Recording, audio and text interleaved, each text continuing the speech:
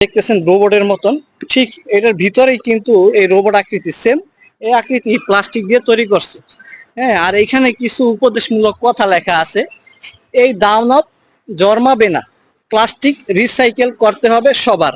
বিদ্যানন্দ, জেলা প্রশাসক, কক্সবাজার। একদম এই গেটটাও কিন্তু পুরাটা একবারে প্লাস্টিক দিয়ে করা। আপনাদেরকে যদি একটু দেখাই, এটার যে গেটটা এই দানব আকৃতি আসার পরে তারা যে বিচে যে ময়লাগুলা ফেলে রাখে, তারা কি করছে, এখানে একটা টিম আছে, সেই ময়লাগুলা তারা একত্রিত করছে।